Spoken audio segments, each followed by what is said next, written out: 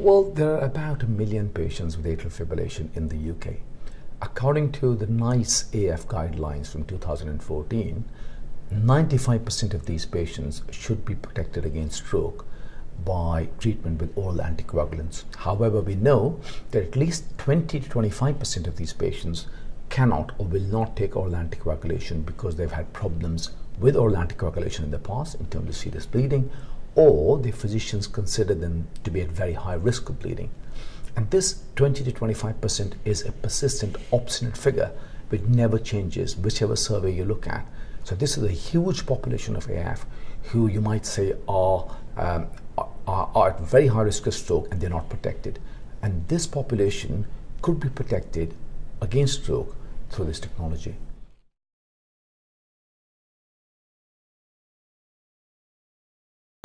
Well, essentially, the NHS England decided in 2013 that there was insufficient evidence to support routine commissioning for left atrial appendage occlusion. So they decided that they were going to roll it out in a limited number of centres in the country, collect data carefully on the procedure, the success rates, the complication rates, and the follow-up, and then analyze the data to decide whether or not the procedure was effective, safe, whether it was cost effective. And that process was called commissioning through evaluation.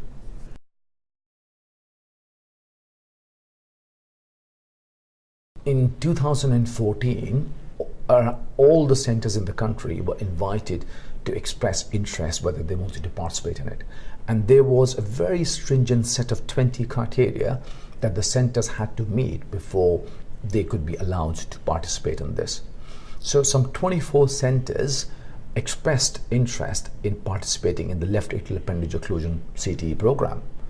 And out of that, 10 centres were finally selected by NHS England, based largely, I think, on geographic grounds, so as to make sure that this technology is available to people across the length and breadth of England, but also other factors were taken into account, I'm sure, such as the expertise and the volume of the centres and their ability and willingness to engage in audit and data upload to NICOR.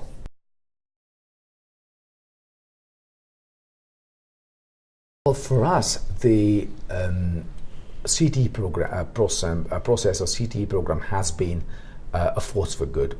So it made us formalize the selection process for patients for this technology. We instituted a multidisciplinary team, including stroke physicians, non-implanting cardiologists, so cardiologists with interest in imaging, and then implanting cardiologists, which included me, who was an electrophysiologist by background, and structural heart disease implanting cardiologist. So that was a good thing. So every patient, every referral was assessed by this multidisciplinary team. So that was something. Every procedure had to be co-performed by 2 interventional cardiologists and electrophysiologists combined together. So I think that brought complementary skills to the table and made the procedure safer and more effective. But also, it meant that we kept a very close eye on these patients on follow-up. It wasn't just a case of implanting the device and forgetting about it, but these patients were kept on close review. They were seen at regular intervals, and all those data were then uploaded to NICOR for analysis by the NICE.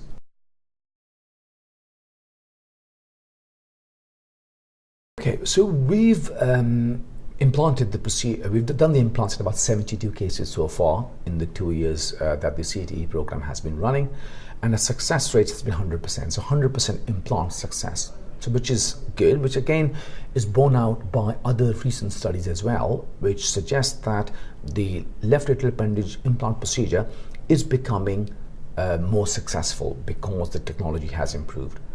Our complication rates are low, about 4 to 5%.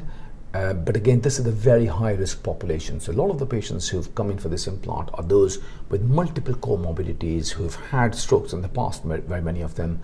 More than 80% of them have had previous bleeds, including previous intracranial bleeds. So it's a very high risk population.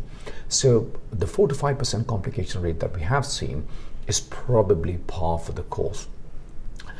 Most encouragingly, we have seen that of the patients who've come back at 6 weeks for post-procedure imaging, largely through transesophageal echo, the device seems to be doing its job properly. So there's very little residual leak. So of the 62 patients who have had post-procedure imaging, 53 of them, so that's over 90%, have had absolutely no leak.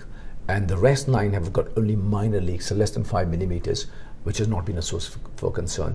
So it certainly looks like the procedure is possible acutely, it's reasonably safe, and it is effective in doing what it sets out to do, which is to occlude the left atrial appendage. Of course, what's the real important bit is the follow-up data, which can only accrue with time.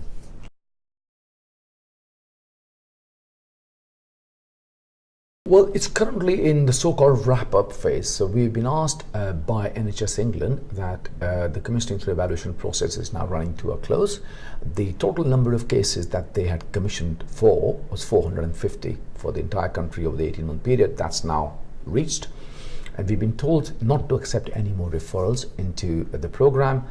And whichever patients are in the system, they've got to be done, and they have to have their implants before the end of November. Now, of course, what this means is that any referrals that are now coming to us have to be returned back to the referrers.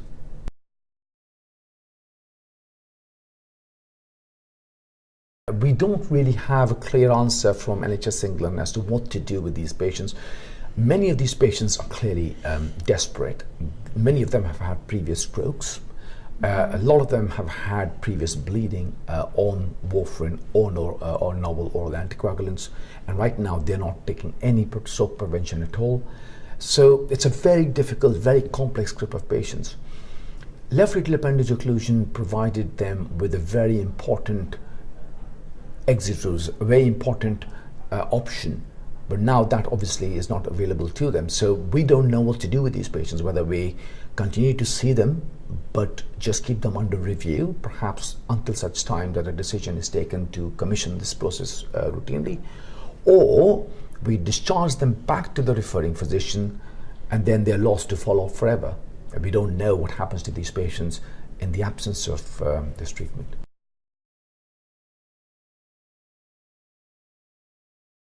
Well, it's all very early days yet. It's only been a few weeks since we've heard from NHS England, so we haven't got a clear steer from NHS England as to what to do with these patients.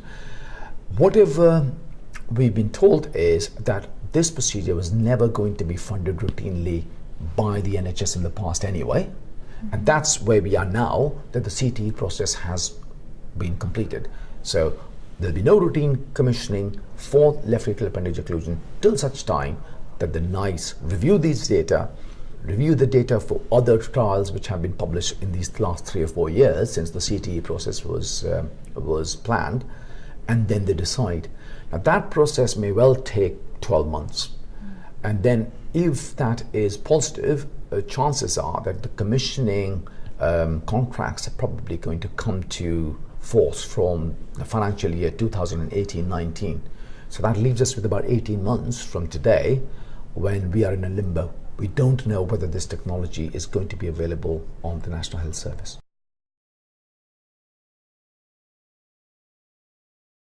That would be, I think that would be disastrous, personally. Having dealt with these difficult patients for the past 2 years, and having seen their life transform by this procedure and see their stroke risk reduce, I think it will be frankly unacceptable if we are unable to provide this technology or this procedure to these patients. Don't forget that left atrial appendage occlusion is now commissioned in most of the Western world, in fact in the entire Western world. So in America, in France, Germany, Scandinavian countries, everywhere, this is an accepted mode of treatment, because don't forget, for these patients, there is no other option. So I would be very disappointed if England were to break ranks with every other country and then take a decision in which we do not offer this treatment to our patients.